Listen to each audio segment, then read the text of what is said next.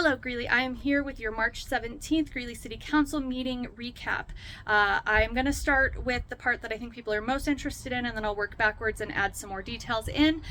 The Greeley City Council did express their intention of creating that oversight committee for the Catalyst Cascadia project that will have community members on it. Applications are open as of now and will be open through the end of the month.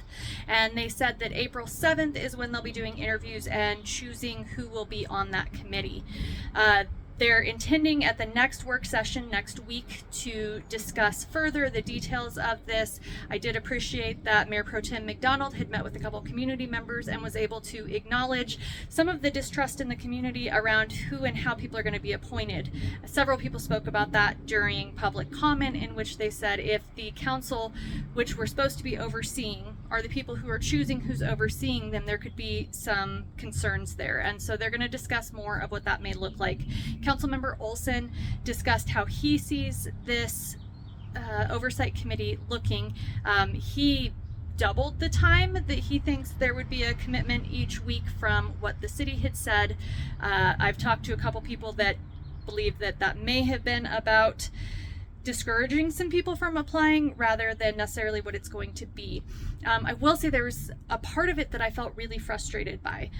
Olson discussed the fact that he expects that this committee would hold town halls for the community, as well as public meetings, but to have town halls where community members can come and speak at least twice a month. Now, I'm not against the town hall idea. I think it's great. My problem is, for the last year, we've been asking for more information. We've been asking for opportunities for question and answer with the city and with the city council, and yet the expectation is being thrown out there that it's the volunteers, it's the community members that should be running those meetings. That I have a problem with. So it'll be interesting to see where that heads, but various people spoke on that and have presented again, like this is an opportunity to move forward and to do better and to try to regain some trust, but it's going to take a lot of work. So still some details to come out. I think the work session will provide a lot of insight into exactly what that looks like. At this point, the committee still hasn't even been formed officially through the charter. There's no resolution for it. They're saying that will be on April 7th. So after all of the applications are in and when they're interviewing, then they will officially create the committee, which seems a little bit backwards, but we'll see what happens. I will have the link if you want to apply for that committee in the comments or in the body of this post.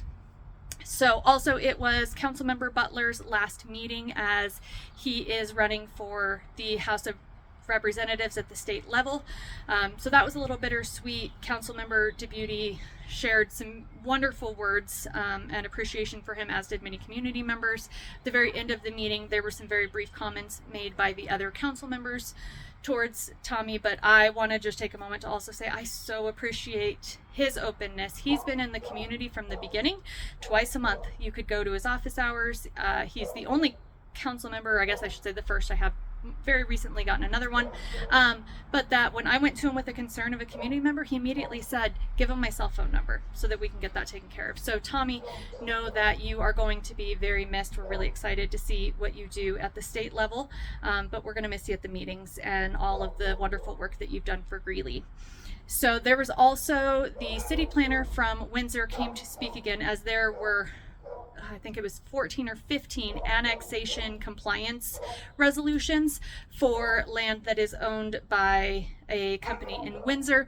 It looks like there was some confusion. Butler confirmed that this was not the Carestream property, though it seemed from the city planner from Windsor that he believed that it was. But he came back to speak again to say, hey, this really shouldn't be in your annexation plan. You shouldn't be taking stuff from Windsor, and here are the things that show that there's not actually compliance.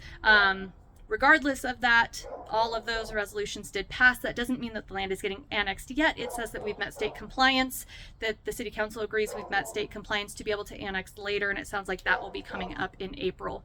Only one thing was pulled from the consent agenda. I actually thought they said two things, but then they only addressed one. And it was just wording that they needed to add something in the resolution in one of the whereas statements. So that was the only thing that got pulled. Other than that, there were the two proclamations that I already discussed. 3 people did get appointed to boards and commissions.